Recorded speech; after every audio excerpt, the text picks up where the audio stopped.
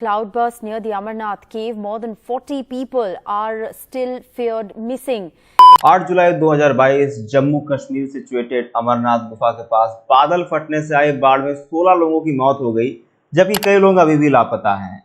17 जुलाई 2022 तेलंगाना के chief minister के चंद्रशेखर राव ने कहा, इंडिया में बादल फटने की घटनाओं के पीछे विदेशी ताकतों की साजिश है। अब थोड़ा सा पीछे चलते हैं। जुलाई अगस्त 2008 की बात है, तब चाइना की कैपिटल बीजिंग में ओलंपिक चल रहा था। मौसम विभाग ने मैच के दौरान बारिश की आशंका जाहिर की।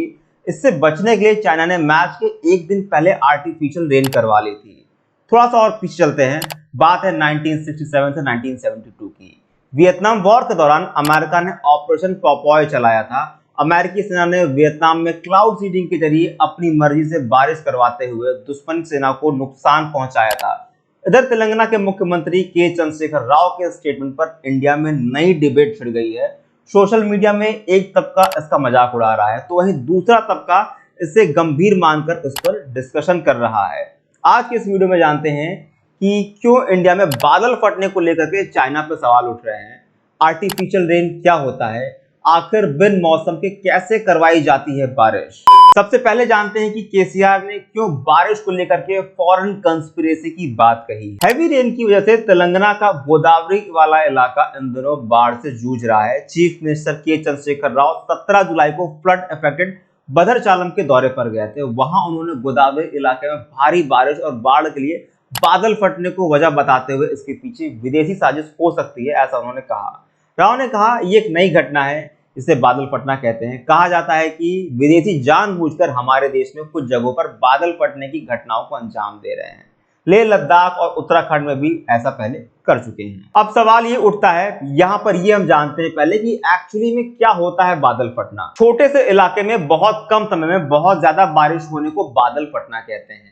इसमें बादल फटने जैसा कुछ नहीं होता है। ऐसी बारिश इतनी तेज होती है जैसे बहुत सारे पानी से भरी एक बहुत बड़ी टंकी आसमान में फट गई हो। इसलिए इसे हिंदी में बादल फटना और इंग्लिश में क्लाउड बर्स्ट कहा जाता है।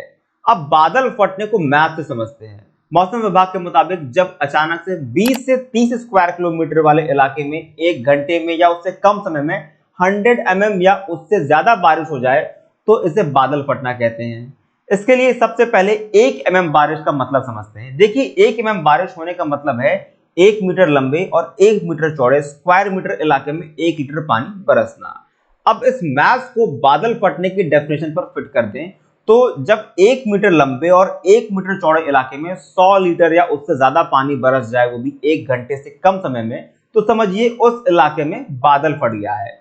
तो एक सवाल ये है कि क्या इंडिया में बाढ़ के पीछे चाइना की कॉन्स्पिरेसी है। 1970 से 2016 यानी 46 ईयर्स में बादल फटने की लगभग 30 से ज्यादा घटनाएं हुई हैं।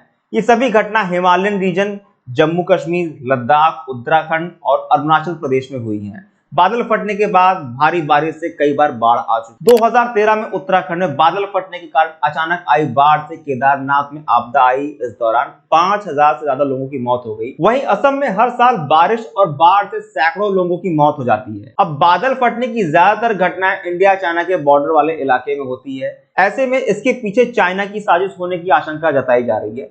चाइना और इंडिया के बीच कई सालों से बॉर्डर डिस्प्यूट चल रहा है। चीनी सेना समय समय पर बॉर्डर पर उकसाने वाली कार्रवाई करती रहती है। ऐसे में कई लोग डाउट कर रहे हैं कि चाइना बादल फटने की कॉन्स्पिरेसी कर सकता है और बारिश और बाढ़ से इंडिया को नुकसान पहुंचाने की कोशिश कर रहा है। अब यहाँ ये समझते हैं कि चंद्रशेखर के तेलंगाना में बाढ़ के पीछे चाइना की साजिश की बात में कितना दम है। इस दावे के सही होने की संभावना काफी कम है, क्योंकि तेलंगाना चाइना बॉर्डर से 3000 किलोमीटर से ज्यादा दूर है। साथ ही तेलंगाना हिमालय क्षेत्र में भी नहीं आता है, जहां पिछले 46 सालों में 30 से ज्यादा बार बादल फटने की घटनाएं हो चुकी हैं। ऐसे में माना जा रहा है कि चंद्रशेखर का चाइना कॉन्स्पिरेसी का बयान चुनावी स्टेटमेंट है। दिसंबर 2023 में वहां इलेक्शन होने वाले हैं और वो इस बयान से तेलंगाना में बाढ़ से जुड़े मुद्दों से ध्यान भटकाना चाहते हैं। अब यहाँ ये समझते हैं कितने देशों में आर्टिफिशियल रेन करवाने की टेक्नोलॉजी है और बादल फटने का पूरा साइंस क्या है। इंडिया, चाइना, अमेरिका समेत दुनिया में 60 ऐसे देश हैं जिनके पास आर्टिफिशियल रेन करवाने की टेक्नोलॉजी है। आर्टिफिशियल रेन कराने की टेक्नोलॉजी को क्लाउड सीडिंग या वेदर कंट्रोल टेक्नोलॉजी कहते हैं। क्लाउड सीडिंग के जरिए जब चाहे या फिर समय से पहले बारिश करवाई जा सकती है। चाइना इस टेक्निक में महारत हासिल कर चुका है और कई बार इसका इस्तेमाल कर चुका है। बीजिंग में 2008 में हुए ओलंपिक खेलों के दौरान चाइना ने वेदर मॉडिफिकेशन टेक्नोलॉजी का इस्तेमाल करके जिन शहरों में ओलंपिक के मैच होने वाले थे वहां एक दिन पहले ही बारिश करवा दी। इससे अगले दिन आसमान साफ हो जाता था और बारिश नहीं होती थी। इस टेक्नोलॉजी की मदद से चाइना बीजिंग ओलंपिक 2008 को कुछ इस तरह ऑर्गेनाइज करवा पाया। अब समझते हैं कि क्लाउड सीडिंग क्या होती है। आर्टिफिशियल तरीके से बादलों को बारिश में बदलने की टेक्निक को हम क्लाउड सीडिंग कहते हैं। क्लाउड सीडिंग के लिए सिल्वर आयोडाइड, पोटेशियम आयोडाइड और ड्राई आइस जिसे सॉलिड कार्बन डाइऑक्साइड भी कहा जाता है, इन सभी केमिकल्स को हेलीकॉप्टर या प्लेन के जरिए आसमान के बादलों के करीब बिखेर दिया जाता है। ये पार्टिकल हवा में भाप को अट्रैक्ट करते हैं जिससे तूफानी बादल बनते हैं और अंत में बारिश होती है। इस तरीके से बारिश होने में अमूमन आधा घंटा लगता है।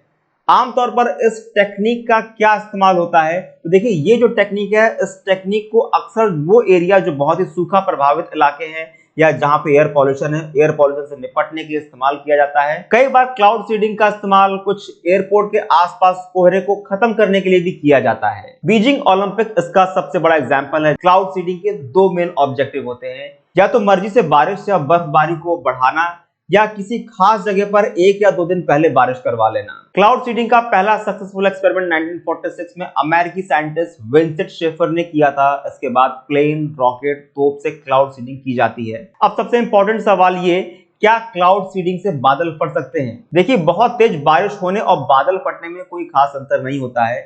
जब एक निश्चित जगह पर एक निश्चित समय में बहुत ज्यादा बारिश हो जाती है तो उसे हम बादल फटना कहते हैं, जैसे मैंने अभी आपको एक्सप्लेन किया। और बादल फटना बादलों पर डिपेंड करता है। अगर ऐसे में बहुत ज्यादा भाप से भरे बादलों की पहचान करके उसमें क्लाउड सीडिंग करा दें तो बादल फट सकते हैं। अमेरिका ने 1967 से लेकर 1972 के बीच में वियतनाम वॉर के दौरान क्लाउड सीडिंग टेक्नोलॉजी का इस्तेमाल किया था। अमेरिका ने ऑपरेशन पोपॉय चलाते हुए ऐसे वियतनाम पर बढ़त बनाने के लिए किया था। कुछ रिपोर्टर्स के मुताबिक अमेरिका ने वियतनाम के हो ची मिन्ह शहर पर क्लाउड सीडिंग के जरिए बादल फटने की घटना को अंजाम दिया था। इससे वहां अचानक बारिश और बाढ़, लैंडस्लाइड जैसी सिचुएशन पैदा हो गई। इससे वियतनामी सेना को भारी नुकसान पहुंचा था। और जुलाई 2021 में दुबई में जब टेम्परेचर 50 डिग्री तक पहुंच गया था तो गर्मी से राहत के लिए वहां क्लाउड सीडिंग कराई गई थी। इसके लिए सिल्वर आयोडाइड, पोटेशियम आयोडाइड और ड्राई आइस को प्लेन और हेलीकॉप्टर के जरिए आसमान में बिखेरा गया था। इन केमिकल के पार्टिकल्स ने हवा में नमी को अपनी ओर खींचा। जब पानी के सभी पार्टिकल्स पास आ गए तो एक बड़ा तूफानी बादल बन गया। फिर ड्रोन के जरिए इस बादल को इलेक्ट्रिक चार्ज किया गया जिससे बारिश हुई। इस प्रोसेस से बारिश करवाने में आधे घंटे ही लगे थे। तो कुछ इस तरीके से आर्टिफिशियल रेन करवाई जाती है। उम्मीद करता हूं वीडियो आपको इन्फॉर्मेटिव लगा होगा। ऐसे और भी वीडियोस देखने के लिए आप मेरे चैनल को सब्सक्राइब कर सकते हैं। मिलते हैं हम लोग अपने अगले वीडियो में। बहुत बहुत धन्यवाद।